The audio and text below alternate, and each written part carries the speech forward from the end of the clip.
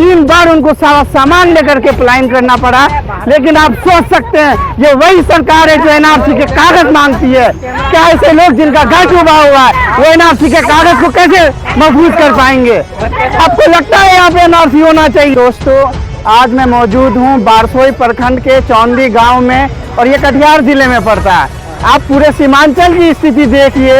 ये पूरा नज़ारा जो है ये रोड है और ये जो है गाटर है। गाटर जिसको कहते हैं, ब्रिज नहीं बन पाता तो लोग अपने पैसे से गाटर बनाते हैं और ये गाटर जो है डूब गया। अब लोग जो उधर 10 परिवार हैं उसका क्या होगा?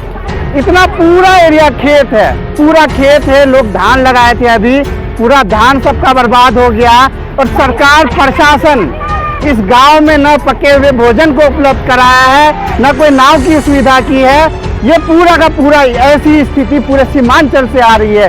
जब हम अपने साथियों से किशनगंज, पूर्णिया, अररिया के हालात को देखते हैं तो मुझे बहुत शर्मिंदगी महसूस होती है कि ये सरकार जो है, जो सत्ता में बैठी हुई है, वो क्यों सीमांचल को हमेशा इग्नोर करती है, क्यों सीमांचल के लोगों को हमेशा दबाया जाता है। और जब बाढ़ आता है, जब पूरा सैलाब से घिरा हुआ रहता है यहाँ के गांव, यहाँ के अवाम जब सैलाब से गिर जाते हैं तो सरकार की जो फैसिलिटीज है, सरकार की मशीनरी है, वो पूरी की पूरी गायब रह जाती है।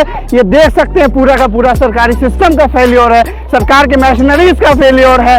मैं सरकार प्रशासन से बैठे हुए लोग, उन लोगों से गुजारिश करूंगा कि आप जो है इस गाँव में, ये जो गाँव है इधर भी आप देख रहे हैं ये पूरा रोड था और अभी जाने के लिए इन लोगों का कोई रास्ता नहीं है। कई बीमारियां भी होती है। इन लोगों के रोज के जो जराए हैं वो जराए खत्म हो गए हैं। और ये जो रास्ता है, ये रास्ता लाखों की आबादी को कवर करता है। पूरा लाखों लोग इसी रास्ते से जाते हैं और 10 दिन से ये रास्ता डूबा हुआ है। क्या कर रही है सरकार? 3 बार इसी सीमांचल में अब तक यहाँ के लोगों के घरों में बाढ़ का पानी घुस गया। 3 बार उनको सारा सामान लेकर के पलायन करना पड़ा।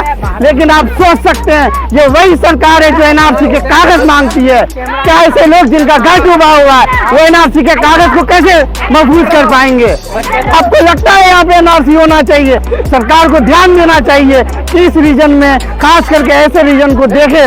और यहाँ पे एनआरसी के लिए कागज लोग 1980 से पहले, 1970 से पहले कहाँ से दिखा पाएंगे?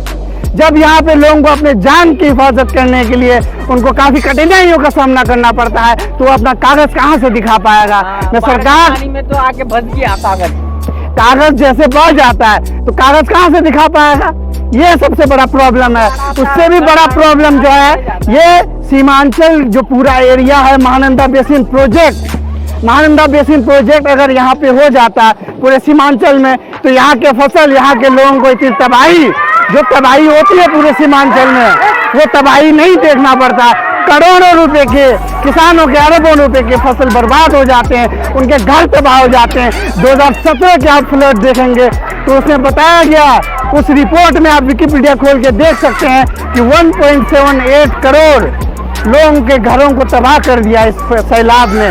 और उस सैलाब का एक ही सलूशन है, वो सलूशन है महानंदा बेसिन प्रोजेक्ट, और जिसको आज तक धरातल पे नहीं उतार पाई है सरकार। ये क्या है? आपका विकास कहाँ है? क्या यही विकास है कि महानंदा बेसिन प्रोजेक्ट जो है, जो ये सब चीज का सलूशन है, ये जो बाढ़ का सलूशन है, वो आज तक धरातल पे नहीं उतर पाया? तो इसमें जो है सरकार की पूरी की विफलता है, उनके पॉलिसीज की फेल्योर है। ये पूरा का पूरा सिस्टम और मशीनरी इसके फेल्योर को दर्शाता है। मैं आप तमाम लोगों से गुजारिश करता हूं कि यहाँ के सीमांचल के हालात बहुत खराब है। 4-4 बार, 3-3 बार सबके घरों में पानी आ गया है। लेकिन सरकार जो है, प्रशासन जो है, वो अपने जो ऑफिसेज में वो बैठी हुई है और ये सैलाब जो है उनके लिए घुसखोरी हो जाता है, उनके लिए बड़ा तोहफा हो जाता है, क्योंकि इसमें अरबों रुपये सरकार की तरफ से रिलीज किया जाता है। लेकिन उस अरबों रुपये को कहाँ यूटिलाइज करते मुझे नहीं पता। ये यहाँ के लोगों को कभी फायदा पहुँचाया। और उधर कितने परिवार रहते? उधर कितने परिवार रहते? लगभग कैटा? कम से कम नहीं होने से 100 आदमी मान के चलो बच्चा। एक आदमी का 10-12 बच्चा। में हम बताना चाह रहे हैं, ये जो है एक बांस का जो है बनाया जाता है, बांस को फाड़ करके गाटर जिसको यहाँ पे कहते हैं, और वही गाटर एक यहाँ के लोगों के लिए सहारा होता है। 100 लोग लगभग ये पूरा रीजन आप देख रहे हैं, पूरे जो 100 लोगों को तबाह कर दिया इस बाढ़ ने। ये सिर्फ एक गांव का हाल है। अब सीमांचल में कितने गांव हैं, 4 जिले में कितने गांव हैं, वहाँ की पूरे के पूरे 4 जिले की ऐसी स्थिति है। और ऐसी स्थिति में अगर सरकार अपने बैठी हुई अपने ऑफिसर्स में अपने पदों को जो देख करके वो अपने पदों की जो जिम्मेदारी है, जो चीफ मिनिस्टर है, जो डिप्टी चीफ मिनिस्टर है, जो IPRD है, या जितने भी डिपार्टमेंट है फ्लड कंट्रोल के लिए जिसको बनाया गया है, वो आज तक महानंदा बेसिन प्रोजेक्ट को क्यों नहीं धरातल पर उतार पाई है। ये सरकार की सिर्फ विफलता नहीं है, ये विपक्ष की भी विफलता है, क्योंकि विपक्ष ने आज तक सीमांचल को इग्नोर किया। सब ने पूरे सीमांचल में 4 जिले को इग्नोर किया है आज तक। और ये वक्त ऐसे लोग जो यहाँ पे तबाह हो जाते हैं, जो बर्बाद हो जाते हैं, वो इंशाल्लाह लग रहा है मुझे 2020 की विधानसभा में वो एक करारा जवाब देंगे। पूरी की पूरी स्थिति इतनी बर्बाद है कि लाखों एकड़ जमीन जो है, जो धान अभी उगाया गया था, वो पूरा धान जो है तबाह हो गया, धान बर्बाद हो गया, खत्म हो गया। इससे पहले मकई की भी इतनी तबाही हुई। और MSP के हिसाब से MSP कहता है कि 1850 उसका रेट होना चाहिए। जब हम गांव तक पहुंचे, गांव के किसानों से बात किए गेहूं के और मकई के, तो पता चला कि गेहूं का जो रेट है वो 1200-1400 रुपये में बेचा गया, जबकि उसका MSP 1925 है, 1925 है। और उसी हिसाब से मकई भी जो है 900 और 1000 रुपये में बेचा गया है, जिसका MSP 1850 1850 है। तो ये जो एक बहुत बड़ा गैप है, ये बहुत बड़ा डिफरेंस है, ये किसको जाता है? ये पैसा जो है, ये अमाउंट जो किसानों के मेहनत का, किसानों के पसीनों का अमाउंट है, ये अमाउंट क्या इसमें कोई माफिया है? क्या इसमें सरकार भी लगी हुई है? क्या इसमें और भी लोग जो है इसमें इन्वॉल्व है, जो किसानों के मेहनत को नहीं समझ पाते हैं, जो किसानों की मजबूरियों को नहीं समझ पाते हैं? आज किसान अपने बेटों को, अपने आने वाले औलाद के लिए कैसे क्या कर पाएगा, कैसे पढ़ा पाएगा, कैसे जिंदगी गुजार पाएगा, जब उसका धान ऐसे ही खत्म हो रहा है, जब उसका पूरा फसल बर्बाद हो रहा है।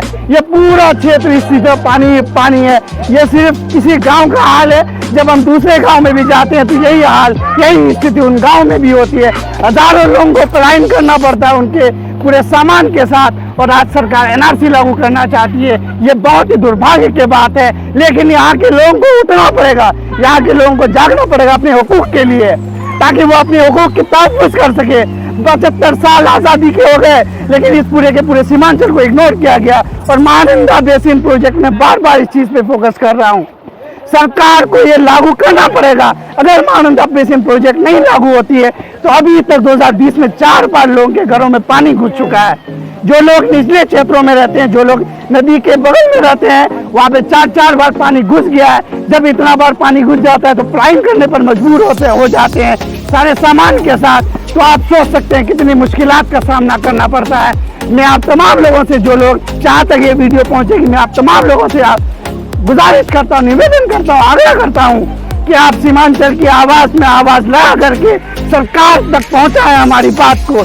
इन गाँव की जो मुश्किलात हैं, जो सीमांचल को सरकार ने आज तक इग्नोर किया है, उस इग्नोरेंस का बदला भी लिया जाएगा। सरकार सही एक्शन नहीं लेती है, अगर प्रशासन में लोग जो बैठे हुए हैं वो अगर सही से एक्शन नहीं लेते हैं, या जो बिहार का जो IPRD डिपार्टमेंट है, या जितने भी फ्लड कंट्रोल डिपार्टमेंट है, वो एक्शन ले।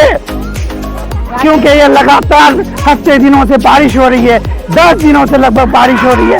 इसी बारिश की वजह से पूरा सीमांचल लहूलुहान हो गया है। मैक्सिमम घरों पे, ज़्यादातर घरों पे पानी घुस चुका है, जिसके वजह से लोग काफ़ी बर्बाद हो गए हैं।